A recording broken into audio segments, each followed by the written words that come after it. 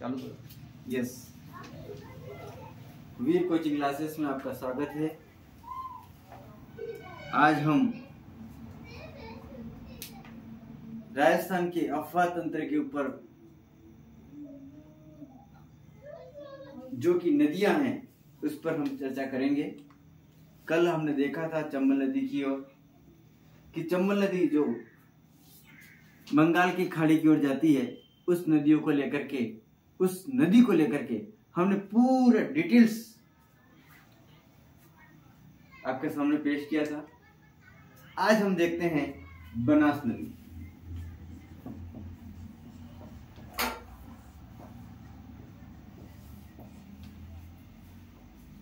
ये जो बनास नदी है, इस नदी को हम वन की आशा कहते हैं।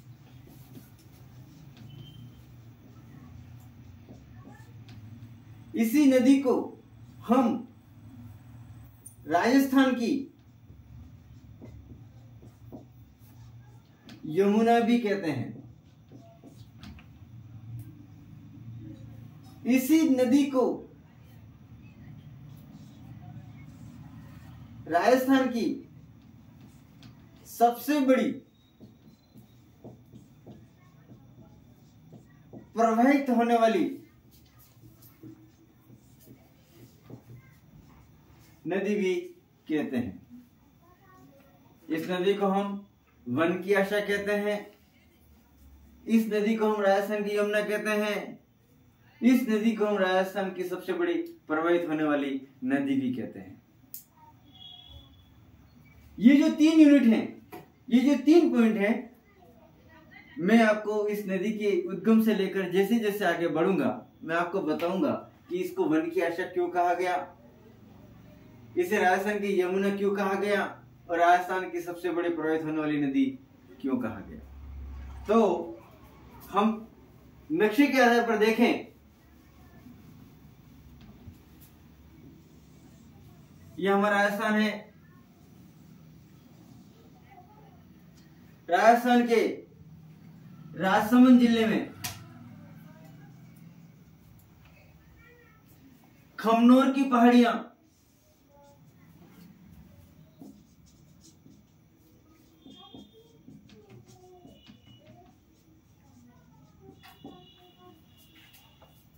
इसके बाद इसी खमनोर की पहाड़ी वाले क्षेत्र में जहां से इस नदी का उद्गम होता है, तो उद्गम स्थल के रूप में खमनोर की पहाड़ियां भी कह सकते हैं, गोगुंदा की पहाड़ियां भी कह सकते हैं,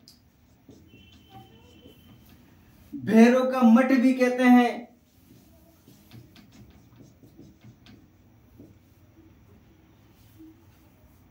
तो इस बनास नदी के उद्गम स्थल को लेकर के खमनोर की पहाड़ी भी कहते हैं इसको, गोगुंदा की पहाड़ी भी बोलते हैं इसको, भैरव का मठ भी कहते हैं इसको। यहां से इस नदी का उद्गम स्थल होता है और अरावली के पूर्वी भाग से बहती हुई आगे की ओर निकलती है और पहला शहर को स्थापित कर जाती है और वह शहर है राजसमंद।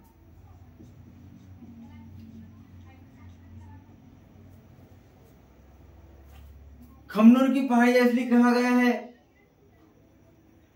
क्योंकि खमनोर की जो पहाड़ी है, खमनोर जो जगह है वह युद्ध स्थली को रहा है। गोगुंदा की पहाड़ी इसलिए कहा गया है क्योंकि ये जिस जगह से निकलती हुई बह रही है वहां पर ये गोगुंदा की पहाड़ियां भी है। और इसे भैरव का मठ इसलिए कहा गया है क्योंकि इस जगह पर भैरव का एक मंदिर है जो कि जल संरक्षण को लेकर योजनाओं का निर्माण भी करती है। राजसमंद शहर का निर्माण करते हुए ये आगे की ओर बढ़ती है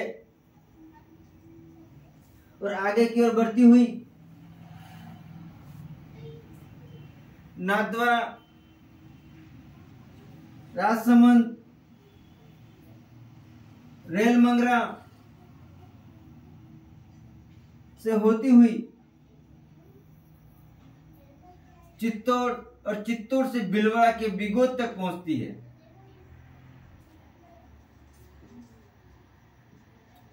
भीलवाड़ा के बिगोद तक पहुंचती है। और ये जो बिगोद है, इसी जगह पर एक त्रिवेणी संगम का निर्माण भी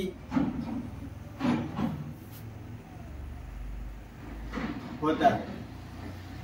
आप बता सकते हैं भीलवाड़ा के बिगोद में ऐसा कौन सा उद्योग है जो राजस्थान के अंदर प्रसिद्ध है? सोचिए, क्या आपने कहीं पर भी बिगोद शब्द को सुना है? क्या आपने कोई ऐसी जगह, कोई ऐसी साधन या कोई ऐसा उद्योग जिस पर बिगोद लिखा हुआ नजर आया है? उस उत्पादन के ऊपर बिगोद शब्द लिखा हुआ आया है? सोचिए। जबकि यह बिगोद शब्द, अगर आप गांव में रहते हैं तो दिन के अंदर 4 से 5 बार वह बिगोद में उत्पादित होने वाला उत्पादन आपके आंखों के सामने जाता होगा, लेकिन आपने कभी भी इसको गौर नहीं किया होगा। और यहीं से क्वेश्चन आरपीएससी ने बनाए हैं कि भीलवाड़ा के बिगोद में प्रसिद्ध उद्योग कौन सा है? आपने सोचा होगा और आपने इसका उत्तर भी अपने मन के अंदर बोला होगा, लेकिन हम आपको बताना चाहते हैं कि इस बिगोद नामक जो स्थान है, और मैं एक शब्द कहा था कि आपके आंखों के सामने 3 से 4 बार ये चीज देखी हुई जाती होगी, तो जितने भी ट्रैक्टर्स आपके घर से बाहर निकलते होंगे, अगर वो टोलियां लेकर निकलते होंगे तो उसके कोने में लिखा होगा बिगोद भीलवाड़ा। यानी कि ट्रैक्टर की टोलियां राजस्थान में नहीं, भारत स्तर पर प्रसिद्ध उद्योग है, और वो जो टोलियां ट्रैक्टर की डेवलप होती हैं वो बिगोद में होती है। तो ट्रैक्टर्स की टोलियों का उद्योग बिगोद के अंदर प्रसिद्ध है। यहां से त्रिवेणी संगम बनता है और वह आगे की ओर बढ़ती हुई बेड़च में मिलती है, और यहीं पर ही ग्रीन माउंट पाल का निर्माण होता है। साथ ही यह धीरे धीरे आगे बढ़ती है तो इसके सहायक नदियों के रूप में बेड़च, कोठारी, खारी, मेनाल, मानसी और धुंध जैसी छोटी छोटी नदियां इस बनास नदी को अपना जल देती हुई जाती है। बेड़च, कोठारी, खारी, मेनाल, मानसी, धुंध जैसी नदियां इस बनास नदी को अपना जल देकर के जाती हैं, और ये अपना जल लेती हुई आगे बढ़ती है। और यहीं पर ही एक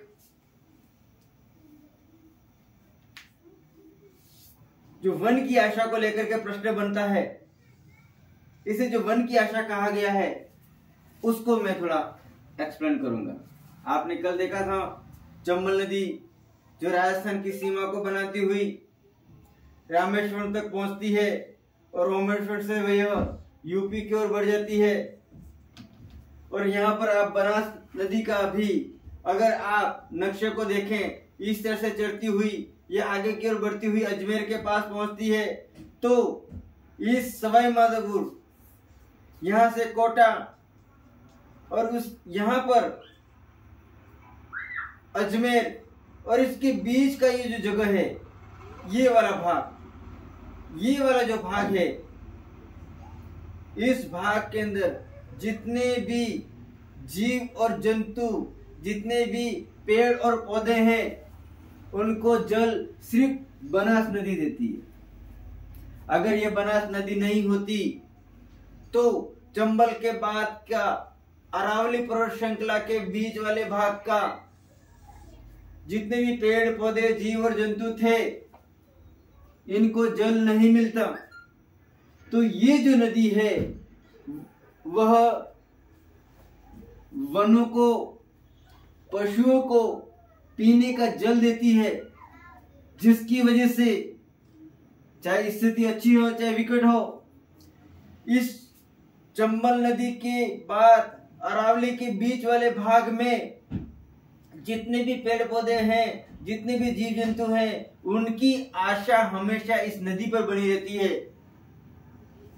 यही कारण है कि इस नदी को वन की आशा कहते हैं। ये आरपीएस ने लिया भी है कि वन की आशा कहने के पीछे निष्कर्ष क्या है, कथन में लिया है, कथन 1, कथन 2।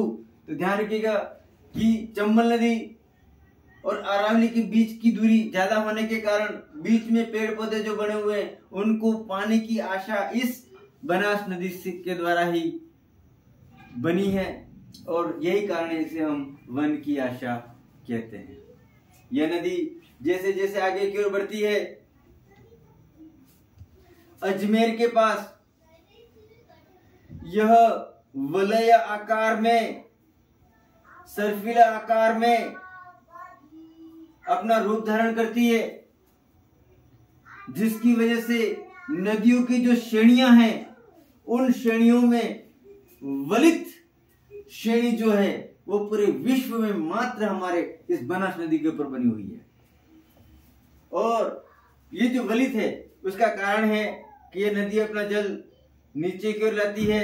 यहाँ पर है ना वो पोखर में पानी भरा हुआ रहता है, यहाँ से वापस ये ऊपर की ओर उड़ती है, फिर पोखर बनाती है, फिर नीचे आती है, फिर पोखर बनाती है, फिर ऊपर जाती है, फिर पोखर बनाती है, फिर नीचे जाती है, फिर पोखर बनाती है। इस तरह से यह पोखर बनाती हुई आगे बढ़ती है, जो कि वलित श्रेणी कहलाती है।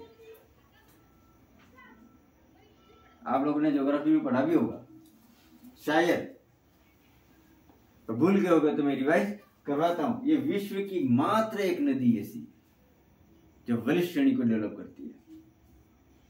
और इस तरह से अजमेर के अंदर ये जो नदी है वो अजमेर शहर को जल देने का काम करती है। और नीचे से देखें तो राजसमंद को जल देने का काम करती है। बिगोत तो देखें तो बिरवड़ा को जल देने का काम करती है। और ऊपर की ओर देखें तो अजमेर को जल देने का काम करती है। इसका मतलब कह सकते हैं कि यह बनास नदी है वो शहरों को जल देने का काम कर रही है, शहरों को जल देने का काम भी कर रही है और शहरों को स्थापित भी कर रही है। यह नदी अजमेर के पास में एक झील का निर्माण करती है, आनासागर झील। भीलवाड़ा के अंदर बांध का निर्माण करती है, बिगोत में मेजा बांध। और ये जैसे जैसे आगे की ओर बढ़ती है वापिस अपने रुख को बदलते हुए, तो इसी नदी के ऊपर राजस्थान सरकार ने एक परियोजना का निर्माण किया है और वो है बिसलपुर परियोजना।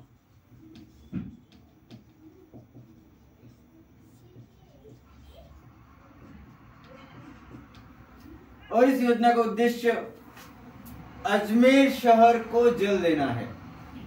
सॉरी, अजमेर शहर को तो जल देती है लेकिन जयपुर शहर को जल देना है। बिसलपुर परियोजना इस बनास नदी पर बनी है और यह जयपुर शहर को जल देगी। इस तरह से ये आगे की ओर बढ़ती है और आगे की ओर बढ़ती हुई जब ये आगे की ओर जाती है, टोंक जिले के अंदर टोडरा से पर बांध को बनाती हुई सवाई माधोपुर के रामेश्वरम में इस चंबल नदी से मिल जाती है। इस तरह से इस राजस्थान के उद्गम खमनोर की पहाड़ी से लेकर के राजस्थान तक यह कुल 480 किलोमीटर अपना सफर तय करती है। तो हम कह सकते हैं कि यह टोंक जिले को भी स्थापित करती है और वहां से ये बूंदी तक भी आती है। तो बूंदी जिले के बीचों बीच ये निकलती है। इस तरह से ये वन की आशा और राजस्थान की यमुना कहलाने वाली नदी का इतिहास है। इस नदी के ऊपर बनने वाली परियोजनाएं, इस नदी के ऊपर होने वाले शहर, इस नदी के ऊपर बनने वाले बांध, इस नदी पर विभिन्न प्रकार के भारत सरकार के द्वारा बने गए परियोजना जो हमारे आने वाले यूनिट के अंदर प्रदर्शित करेंगे, ताकि आपको यह लगे कि हमारे बनास नदी के ऊपर भी बहुत सारा काम हो रहा है।